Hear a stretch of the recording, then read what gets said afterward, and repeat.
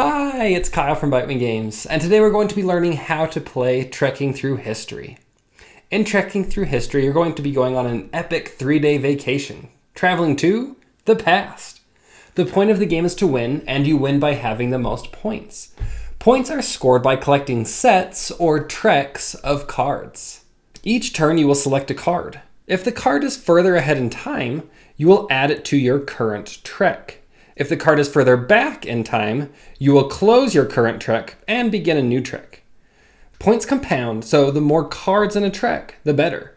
There's only so much time in a day, even when time traveling. Each visit you make will cost a little bit of time. Once you've reached the top of the clock, you're out of time for the day and won't select any more cards.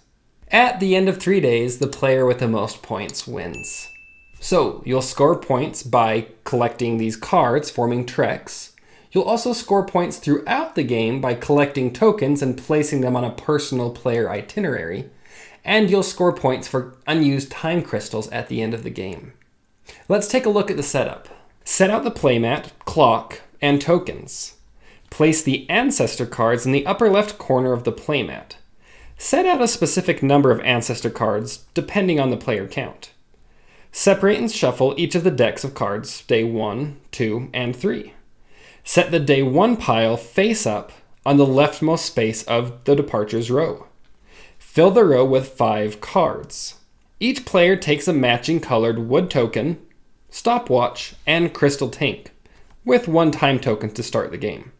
Place the wood tokens on the score track, and in a random order, stack the pocket watches on the 12 o'clock position on the clock. Deal 4 itineraries to each player.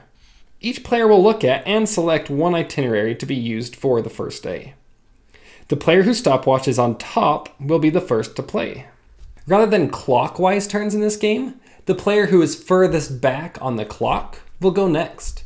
If 2 players are on the same space, the player on top will take the next turn. So on your turn, you will simply select a card. You can take any of the 6 available cards. If it is later in time, just add it to your trek. But if it is further back in time, you must begin a new trek. Close your current trek by collapsing it and flipping it over. Each card shows a few important details. The Roman numeral shows which of the 3 decks the card belongs to, really just to help with setup. The year is shown here. Remember, the larger the BCE number, the further back in time. The lower left shows the amount of time it will take for that visit. So if I take this card, I will move my stopwatch 4 spaces. The lower right shows a benefit or token I gain. There are 4 types of tokens and a wild. There are also time crystals, which we'll discuss in a minute. Each time you take a card, add it to your current trek, or start a new trek if it's earlier in time. Take the tokens shown on the card and on the board. Immediately place all tokens on your itinerary. Tokens must be placed on the topmost spot on their respective column.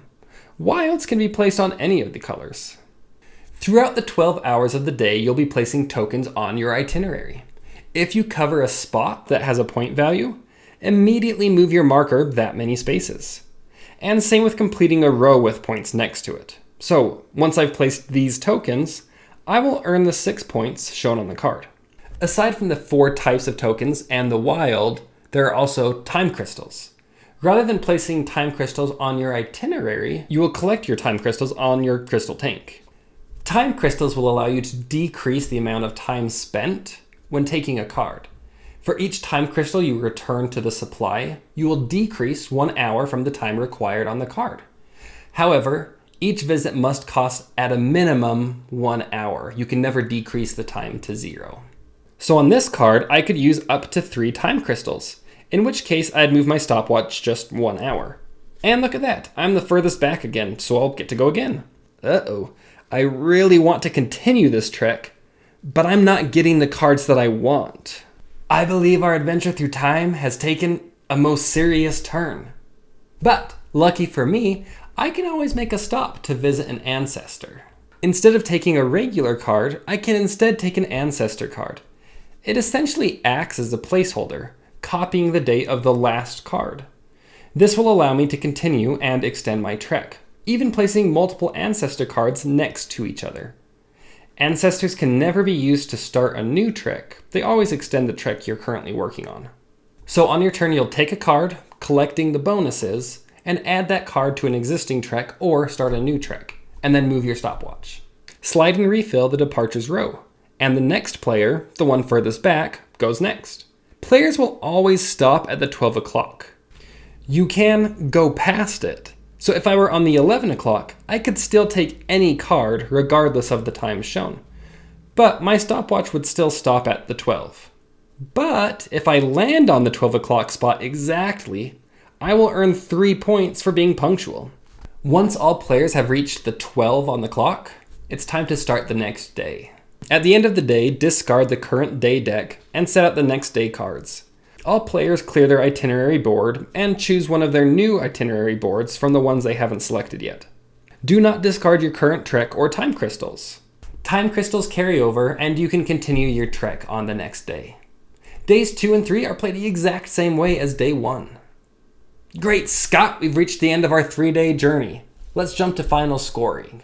You should have been moving your token along the score track throughout the game for points from your itinerary. Earn 1 point per time crystal you haven't spent. Finally, tally up the points for each of your treks as shown on the right of the main board. In this case, Amanda had an 8-card trek, which scores her 18 points, a 6-card trek, which scores her 10 points, a 2-card trek, which scores her 0 points, and a 4-card trek, which scores her 4 points. The player with the most points wins. In case of a tie, compare your longest treks. The player with the longest trek wins.